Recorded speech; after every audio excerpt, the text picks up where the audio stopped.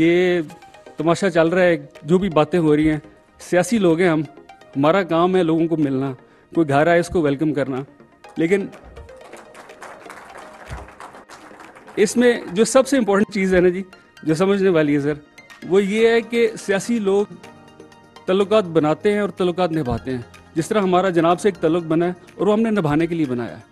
तो मेरी आपसे गुजारिश है कि आप पीटीआई वालों को एक दफ़ा ज़रा तगड़े तरीके से कहते हैं, घबराना नहीं। Thank you sir. ये तमाशा चल रहा है, जो भी बातें हो रही हैं, सियासी लोग हैं हम, हमारा काम है लोगों को मिलना, कोई घर आए इसको वेलकम करना। लेकिन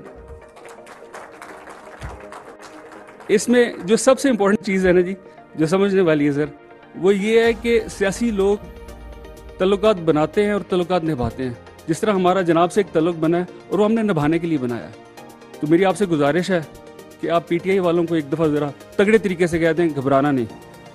थैंक यू सर। YouTube पर गुगली टीवी देखने के लिए youtube.com की सर्च बार में गुगली टीवी टाइप करें। गुगली टीवी के पेज पर सुर्ख रंग के सब्सक्रिप्शन वाले बटन पर क्लिक करना ना भूलिए। YouTube पर अपलोड होने वाली वीडियो से बाखबर रहने के लिए बेल आइकॉन पर क्लिक कीजिए। आपको हर नई आने वाली वीडियो के बारे में नोटिफिकेशन मौसूल हो जाएगा।